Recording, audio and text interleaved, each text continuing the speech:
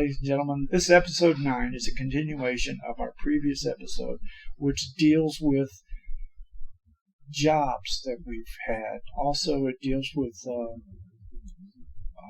male, female, the interpretation of who they are and what they are, and more. Thank you for listening, and Texas forever. So, we left a lot of meat on the bone for the sake of brevity, but we're going to add a little bit more here. So, basically, when it's all said and done, at the end of the day, it's all about the children. We have to remember that. It's all about the kids. Everything we do, at the end of the day, when it's all said and done, it's all about the children. All right, so with that in mind, we have to understand that a stressed mother will create a stressed baby. And I will repeat, a stressed mother will create a stressed baby. A stressed mama will create a stressed baby. There's no way around that. In other words, instability begets instability. And this happens not only from the moment of conception to when they leave the house, if they ever leave the house, but well before. It kills me when I hear people say, women say, I have to, or you have to stop drinking alcohol because I'm pregnant or you're pregnant. That's cool, but it's misguided because all the drinking you've done up until that point has already done its damage. The destruction has already taken place. Now, stopping drinking when you get pregnant does help, and it minimizes the issues that will come about, but the damage is done. It's already, to simplify things, and we take risks when we do that, but it's already drained your ovaries. It's already discombobulated your endocrine system, which is the essence of your instincts, your feelings, your wants, your desires, your makeup. And once your endocrine system has taken its hits, depending on the severity, that will translate into habits, behaviors, character, so on and so on. And we can say that a healthy society is dependent on a healthy endocrine system. The sugar, the lack of dietary vigilance, the way we take each sip, each bite, every morsel, every smell are direct and indirect interactions with food and drink and drugs. We take these things for granted. But big things are built upon little things. And not paying attention, being mindful of the details, of the minutia of our everyday lives, especially when it comes to food and drink and drugs, is critical. If, only if we want a healthy, harmonious body, mind, and society. See, we're so caught up in the I and the me that we say, this is my body, this is my this, my that, but it is, but it's not.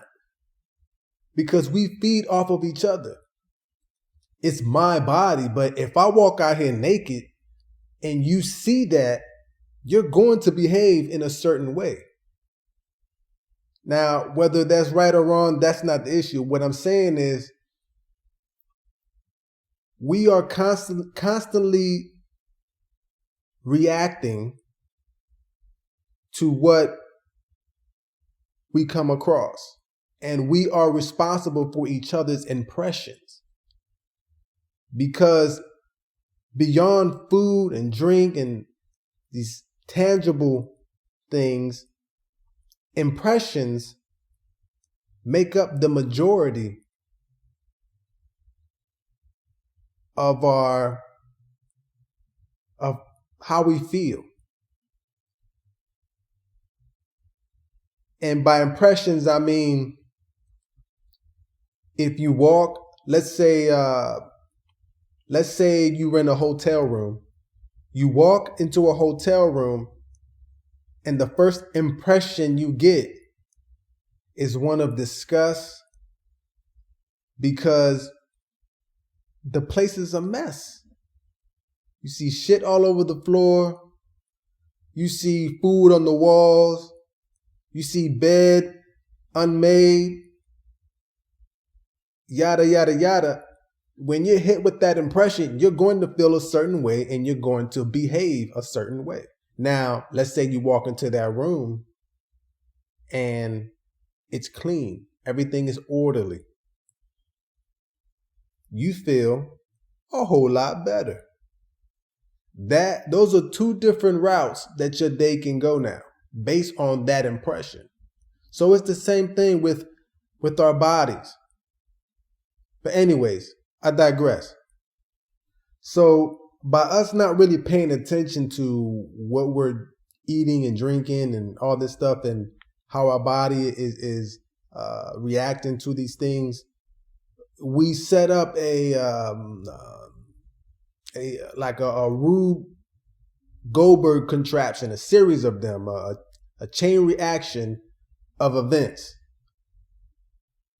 that insidiously pile up to create the issues that we have today. And please don't get me wrong. Just because women are having the babies does not mean that what's going on today, good or bad, is because or to blame the women. No. This what's going on today is a tag team effort.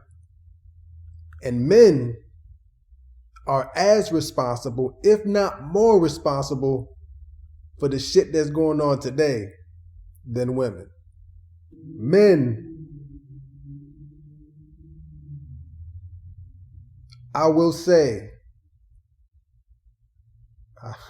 is responsible for this blissful mess and why there are stressed mothers creating stressed babies. And I'm going to tell you why right here. So now stay with me. As an example, your nervous system, specifically your peripheral nervous system, is divided into two. You got your sympathetic nervous system and your parasympathetic nervous system. Now, your sympathetic nervous system is the flight or fight, the active, the heat, the masculine, the yang aspect of our nervous system. But when it is overactive, then the parasympathetic nervous system, which is the rest and digest, the passive, the cool, the feminine, the yang aspect, that part begins to stress and malfunction. And then it becomes unable to do the job that it's responsible for, which is bringing and nurturing the entire system back to health, to homeostasis, to a balance, to harmony, to peace. So, using that as an example, one of many, we see how men have forced women to now operate way outside of their nature, just to try and keep up. Many always bring up the example of the queen on the chessboard, especially women. Independent, yeah, cool. But what we fail to mention or just don't realize is that is the reason why the queen is the most powerful piece on the chessboard. The queen is the most powerful piece on the chessboard, obviously, because if she gets taken, the game is over, which makes her simultaneously the most valuable and the most vulnerable. If she gets taken, the game is over. This is why you have others, the pawns, the bishops, the rooks, the knights. They are out front taking the hits. They are out front protecting the queen. Only when they can't perform their duties is when the queen now steps up. And she says, okay, it's time to bring this shit back to order. But only then, who in their right minds puts their most valuable piece out on the front line? An idiot who doesn't know what they have, who's unaware of the immense value that this queen is. The woman carries the seeds of the universe. She is everything. A woman can do anything a man can do and more, way more. I said before, if I was a woman, I would have been taking over the world. But when a woman is now forced to be something she is not in order to reclaim something that has been taken from her, now she's operating outside of her divine design. This is why women over time, over history, have largely remained unseen. Not because they aren't capable, but because they are the most capable, the most powerful people and forces to exist. You don't see, you don't know, you don't even hear of them. It's not that we're saying, hey, you ain't shit. You're not even, I won't even deign to acknowledge you. you're weak, you're nothing. No, that's what stupid men, if you're a man, you're a man. If you're a stupid man, you're just stupid. So we'll say boys. That's what boys have done to women. But that's not what men do. But to stay on topic, feminists and misogynists, they both use the same story of the princess in the castle and the knight coming to save her. They both use that same story for their own agenda. And they both have valid points. I'm not saying that neither side has their merits, but the feminists more than the misogynists. But we're failing to understand the story in its entirety because each have their own agenda. What they forget is that, again, to bring it back, it's all about the babies. So, a more wholesome view of the story is the princess is, all right, it's a test, okay? Everything in life is a test. This is the test. So, the princess is locked away, usually is high in this tower, and a knight now has to traverse an obstacle course full of dangerous impediments, challenges, and tests within the test. And the reason why this is put in place is because these challenges are there to test the knight and see if he is fit to protect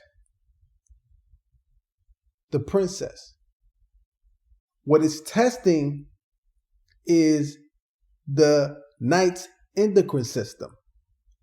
Are his hormones balanced enough to protect and provide for the princess, to protect and provide for the child, to protect and provide for the family? Is his testosterone where it needs to be to where he's not scared of heights, to where he doesn't cower and shake in the face of adversity? You know, is he stable enough to do what needs to be done when emergencies arise? Because if not, if he can't do the job, if he can't do the job that he was designed to do, then now the woman has to come down and do his job. And now she's pulling double duty. How can she be on the front lines holding the baby? You see? And she can do it. Although, the more things you do, the less those things will be done to the best of their ability. But she can do it. She's a master at it. But it's not sustainable. And now, if she has to leave the home, who is going to take care of the child? You see? So it's not that the woman is weak and she can't do for herself. And no, that is the case. That's not the case. Sorry, that's not the case. The point is that we all have our specializations. I don't have boobs. I can't nurture. I can't breastfeed. That's just not what I'm designed to do. And I'm making this very simple. And over time, we can definitely go into more depth. But like I said, at the risk of simplifying things, because this can't be a forever podcast session episode, we got to wrap this up. But yeah, so that's what the whole princess in the castle story is there to do. And all cultures have it in some form or sense. Whether it's primitive tribes up to civilized man, civilized, if we want to really call civilized men civilized when they're creating genocide. But is there to test the makeup. And because it's all about the kids. Now, I know, for example, it's a family who their baby is the best baby I've ever been around. The baby does not cry, is very observant, has a little feistiness, only has his wham for a little bit of attention. But other than that, it's a peaceful baby. What that baby is showing is that the mother was in a state of peace during her pregnancy. And what that shows is that the father was doing his job to make sure that the mother was protected, felt secure, and had the things that she needed to make a healthy, non-stressed baby. You see? So now, the mother works. Nobody is saying the mother can never leave the home, but there is a time and place when these things go into effect. So again, to wrap it up, it's all about the babies.